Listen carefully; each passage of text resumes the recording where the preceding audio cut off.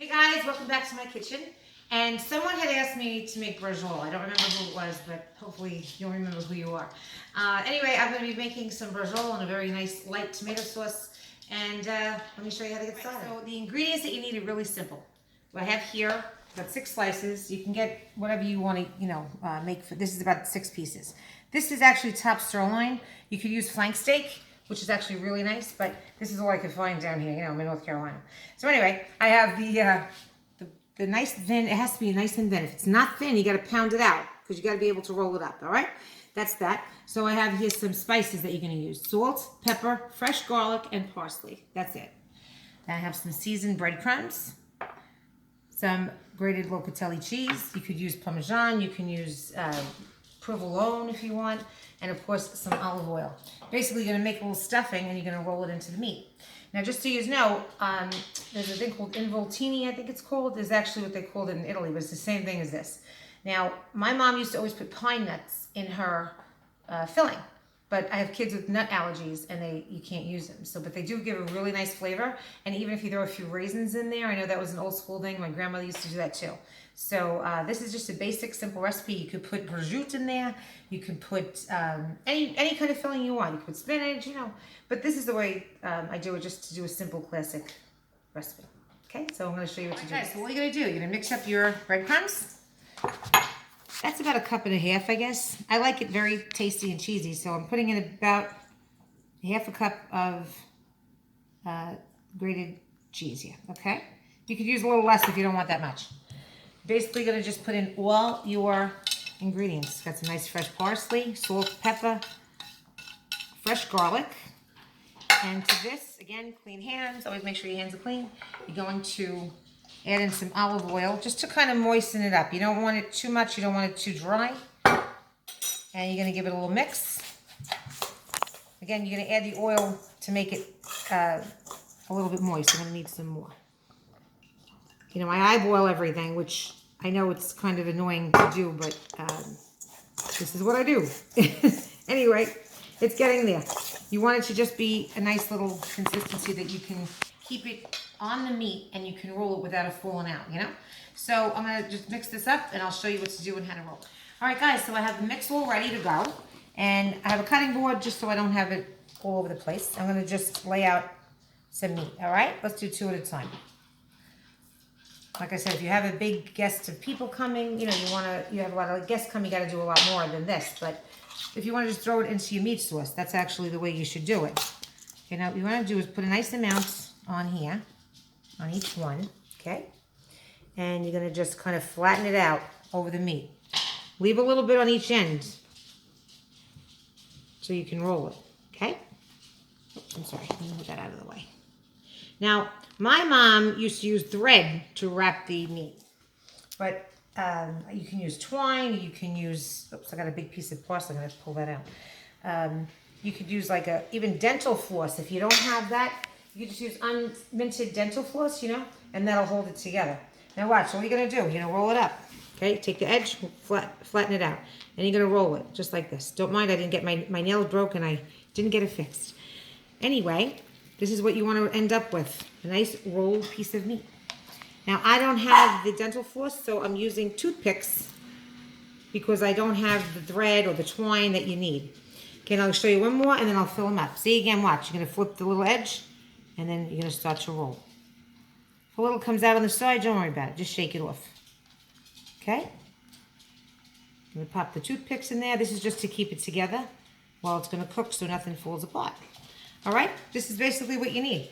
Now, I'm going to finish rolling these, and then we're going to fry them in the frying pan. All right, guys, so I rolled them all up, and they're ready to get fried. Basically, you're going to just fry them in some olive oil.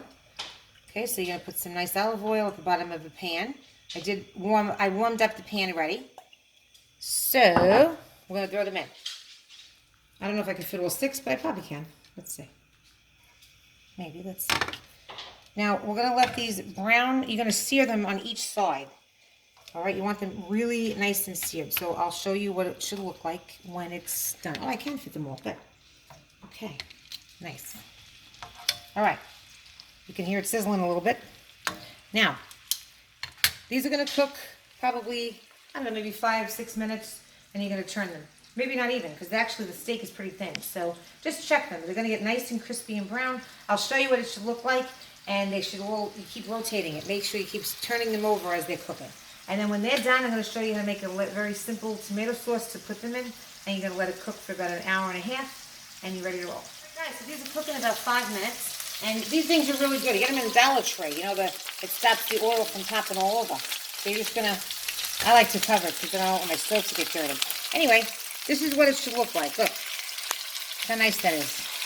Nicely brown and seared. You can go a little crispier if you want, but this is like the perfect browning, I think. So we're going to flip them. Make sure we get the other side. You might have to squish those toothpicks down because they're kind of not going in there. Hold on. I got to fix this one. Okay, you're having a technical difficulty here. Hold on. Okay. How about we just pull that one out? We'll just take that one out and let that seal. This one too. Same thing. It's got to go on that side. I don't really like to use toothpicks, but whatever. Okay, good. So we're going to get these now browned on the other side. And then I'll show you what to do when they're done. Guys, so what we're going to do now is we're going to check these. And these are all really, really crispy and delicious. Look at that nice sear on those. Okay, now to this, I'm going to leave them there. I just shut the pan off. You can take them out from a paper towel, but that's all right. You like the grease on them.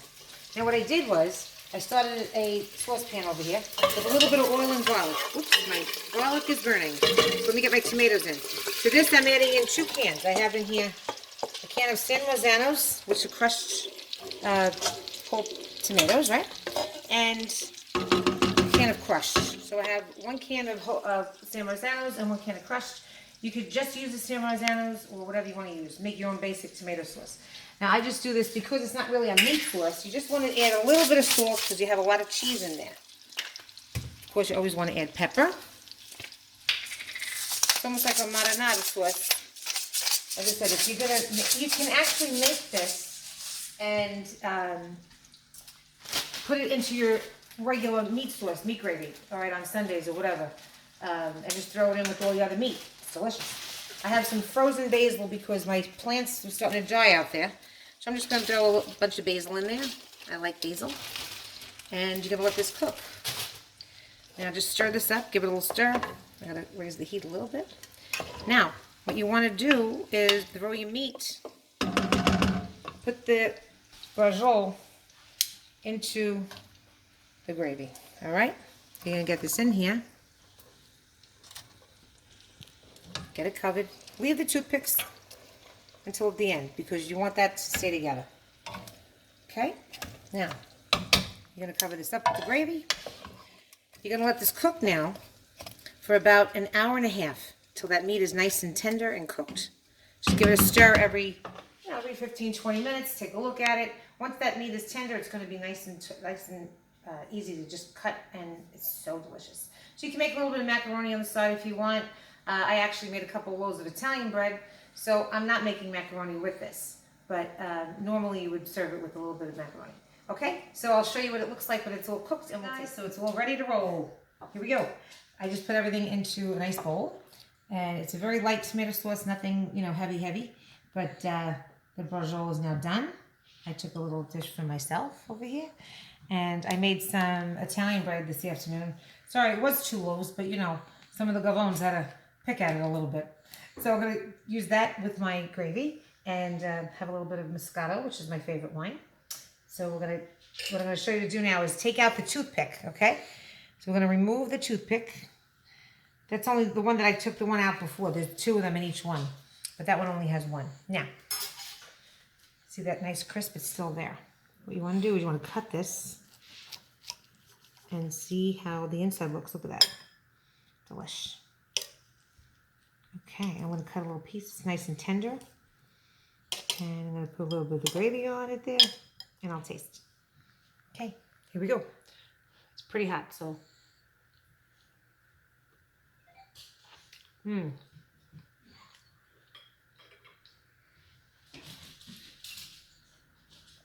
haven't made braciole in a really long time. That's delicious. It reminds me when I was little. My mom always put braciole in the gravy. Oh, sorry. I think my dogs want some now too. Anyway, Guys, it's really good. Have some Italian bread with it. You can make it with macaroni. Throw it in your regular sauce on Sunday. And that's Pebbles in the background. So anyway, salute, enjoy, and I'll see you next time.